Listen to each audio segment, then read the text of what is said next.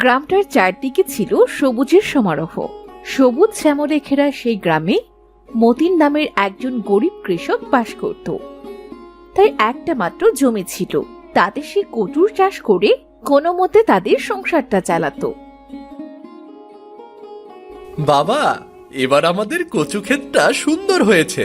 দেখো কি সুন্দর বড় বড় কচু, আর সুন্দর সুন্দর সবুজ সবুজ পাতা। হ্যাঁ রে বাবা, দেখা তো যাচ্ছে তেমনই। কি হবে তা তো ওপরওয়ালার ইচ্ছা, আগে থেকে তো আর কোনো কিছু বলা যায় না রে। বাবা, কাজ তো প্রায় শেষ, চলো বাবা আজ বাড়ি যাই। আজ যে কাঠ ফাটা রোদ পড়েছে, রোদে খুব কষ্ট হচ্ছে। ঠিক আছে রে সাজু, চল তাহলে বাড়ি যাই, আবারও খুব কষ্ট হচ্ছে আজ। হ্যাঁ বাবা, তাই চলো, কাল সকাল সকাল এসে বাকি কাজটা শেষ করে ফেলবো।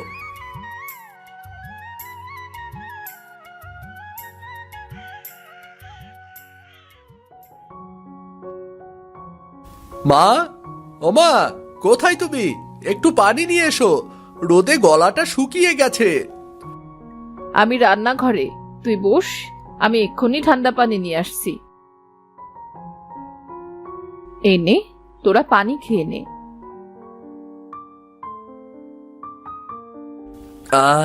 পানিটা বেশ ঠান্ডা, গলাটা ভিজলো এবার। ওগো, বলছি মাঠের কি অবস্থা? এখন কচুগুলো কেমন হয়েছে বলো তো? গতবার তো তেমন ভালো হয়নি। গিন্নি, এইবার কচু তো মনে হচ্ছে ভালোই হবে। যেমন দেখা যাচ্ছে তেমনই যদি থাকে, তাহলে এবার বেশ কিছু টাকার কচু বিক্রি করতে পারবো গো। তাই যেন হয় গো, গত বছর ফসল ভালো না হওয়ায় খুব কষ্টে দিন পার হয়েছে। এবছর যদি কিছুটা কষ্ট কমে। থাক থাক গিন্নি, বেশি আশা করো না। বেশি আশার কপালে ভাত জোটে না। যতদিন না সব ঠিকঠাক ভাবে হচ্ছে, কিছুই বলা যাবে না। ওগো, তুমি সৃষ্টিকর্তার উপর ভরসা রাখো, দেখো উনি এবার তোমার দিকে ঠিক মুখ তুলে চাইবেন। হ্যাঁ গিন্নি, সৃষ্টিকর্তা চাইলে সবকিছুই করতে পারেন। চাইলে ভালো ফলনও দিতে পারেন, আবার সব নষ্ট করেও দিতে পারেন।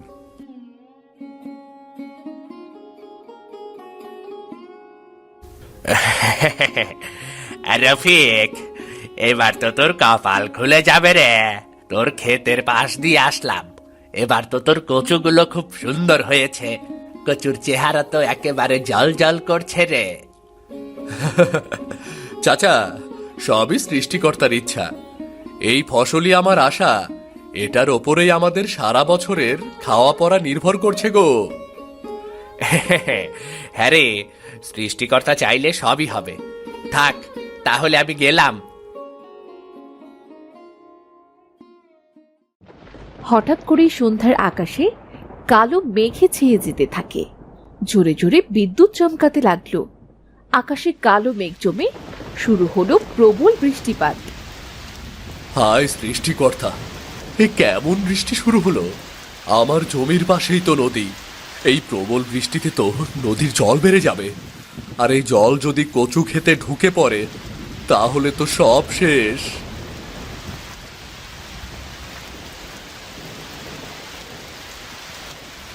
বাবা, এভাবে বৃষ্টি হলে তো নদীর জল বেড়ে আমাদের কচু খেতে ঢুকে পড়বে। যেভাবে বৃষ্টি হচ্ছে, তাতে তো মনে হচ্ছে কচুর ক্ষেতের সব কচুগুলো তলিয়ে যাবে। ওগো, এইভাবে বৃষ্টি হতে থাকলে তো আমরা একেবারে নিঃস্ব হয়ে যাব। ওই কচুগুলোই ছিল আমাদের বেঁচে থাকার একমাত্র সম্বল।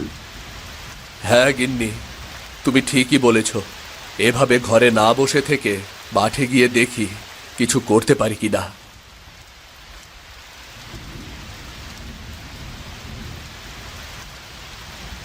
হায় হায় হায়, আমাদের সব বুঝি শেষ হয়ে গেল। আমরা বাঁচবো কিভাবে? আমাদের সব কচুগুলো তো জলের নিচে। এখন এখন আমাদের কি হবে? কেঁদো না গিন্নি, কেঁদে আর কি হবে?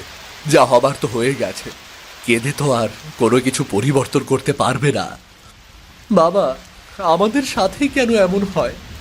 আমাদের কচুগুলো এভাবে কেন নষ্ট হয়ে গেল? জানি না রে বাপ, তবে এটা জানি সৃষ্টিকর্তা যেটাই করেন সেটা আমাদের মঙ্গলের জন্যই করেন। আরে, তোর বাবা ঠিকই বলেছেন, হয়তোবা এর মধ্যেই আমাদের কোনো মঙ্গল রয়েছে। বৃষ্টির পরে কয়েকদিন কেটে যায়। কচু ক্ষেত জলে ডুবে যাওয়ার কারণে সব কচু নষ্ট হয়ে যায়। মতিন খুব চিন্তায় পড়ে যায়।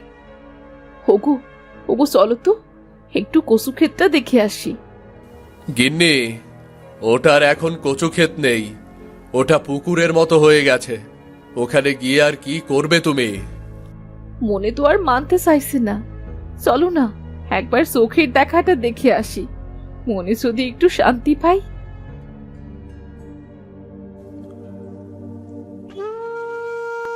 দেখেছো গিন্নি, এই সর্বনাশা জলে আমাদের সব কচু পচে নষ্ট হয়ে গেছে। এবছর তো চলতে খুব কষ্ট হয়ে যাবে গো। ওগো, ওগো, তুমি দুঃখ করো না। তুমি এইভাবে ভেঙে পড়লে আমাদের হবে কি বলো তো?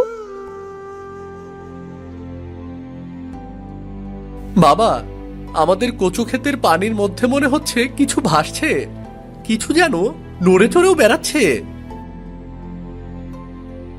হ্যাঁ রে, তাই তো রে বাবা, এ তো মাছ। বিভিন্ন ধরনের মাছ আছে দেখছি। এত মাছ কচু ক্ষেতের ভেতরে, পাঁচ মিশালি মাছ। এগুলো কোথা থেকে আসলো? কোথা থেকে আবার? এগুলো সব জলের সাথে ভেসে এসেছে। বাহ, কত মাছ! দেখো দেখো, কেমন জলের ওপর খাবি খাচ্ছে দেখো। গিন্নি, তাই বলে এত মাছ? মাছে তো পুরো জমি ভরে গেছে। কচু তো গেল, তবে সৃষ্টিকর্তা আমাদের সাহায্য করার জন্য এই মাছ পাঠালো। তুমি না বলেছিলে সৃষ্টিকর্তা যা করেন তা ভালোর জন্যই করেন? কচু নষ্ট হয়েছে তাতে কি হয়েছে? এখন এই মাছ দিয়ে আমাদের সংসারটা চলবে। আর দাঁড়িয়ে কেন, সাজু বাবা, নেমে পড়, চল কিছু মাছ ধরি। ওগো, তাড়াতাড়ি বাড়ি যাও, বড় দেখে একটা পাত্র আনো। হ্যাঁ গো, আমি এক্ষুনি যাচ্ছি। হ্যাঁ বাবা, এই তো আমি নেমে পড়েছি। কত মাছ! কচু ক্ষেতটা নদীর কাছে হওয়াতে মনে হয় আরো বিভিন্ন ধরনের মাছ এসেছে, তাই না বাবা? হবে তাই তো, মাছ ধরার আনন্দটা বেশ লোভনীয় রে। ওগো নাও, সব মাছ এর ভেতরে রাখো। বাবা, বেশ কিছু মাছ তো পেলাম। খাবার জন্য কিছু মাছ রেখে বাকি মাছ বিক্রি করলে হতো না? হ্যাঁ হ্যাঁ, তা তো করবই। তার আগে কচু ক্ষেতটা জাল দিয়ে চারপাশ ঘিরতে হবে, না হলে মাছগুলো আবার ভেসে যেতে পারে। হ্যাঁ বাবা, চলো আজকের মাছগুলো বিক্রি করে জাল কিনে ঘের দেব। সাজু ও তার বাবা কিছু মাছ খাবার জন্য রেখে বাকি মাছগুলো নিয়ে হাটে গেল বিক্রি করতে। তারা বেশ কিছু টাকার মাছ বিক্রি করলো। সেই টাকা দিয়ে জাল কিনে পুরো কচু ক্ষেতের চারপাশে জাল দিয়ে ঘিরে দিল। সৃষ্টিকর্তা আমাদের জন্য পথ খুলে দিয়েছেন। কচু না থাকলেও পাঁচমিশালি মাছ আমাদের সংসারটা কত সুন্দরভাবে চালাচ্ছে। ধন্যবাদ বিধাতা। হ্যাঁ গো, সৃষ্টিকর্তা কখনোই কাউকে ঠকান না, কষ্টের পরেই তিনি স্বস্তি দেন। একবার ভাবো তো, এবার তো মনে হচ্ছিল না খেয়ে মরতে হবে, কিন্তু দেখো না সৃষ্টিকর্তার কি দয়া, এবার আমরা অন্য বারের চেয়েও ভালো আছি।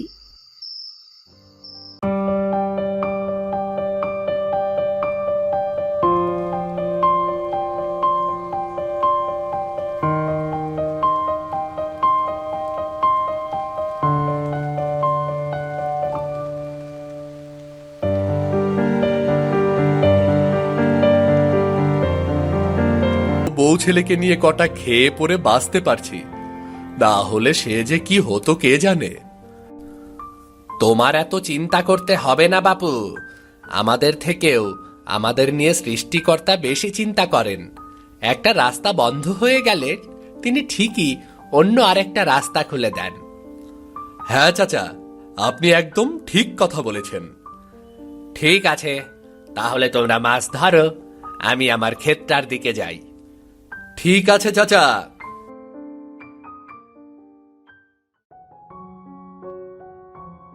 বাবা, যতই মাছ ধরছি ততই মনে হচ্ছে মাছ আর কমছে না, না কমে বেড়ে যাচ্ছে। মনে তো হচ্ছে এই মাছ দিয়ে আমরা আরো অনেক কিছু করতে পারবো। এবার আমরা মাছ বিক্রি করে অনেক টাকা আয় করতে পারবো। এই 5 মেশালি মাছ আমাদের সব অভাব অনটন দূর করে দেবে। হ্যাঁ বাবা, তুমি ঠিকই বলেছ। কচু ক্ষেতের এই 5 মিশালি মাছগুলো আমাদের বড্ড উপকার করেছে। হ্যাঁ রে, বিধাতা চাইলে কি না করতে পারেন। বৃষ্টির পানিতে কচু পচে নষ্ট হয়ে গিয়েছিল, কি করব কোনো দিশা খুঁজে পাচ্ছিলাম না।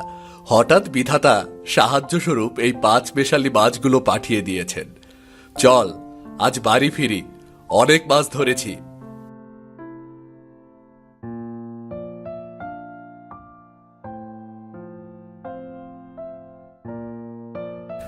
নাও গো গিন্নি, মাছগুলো ধরো তাড়াতাড়ি।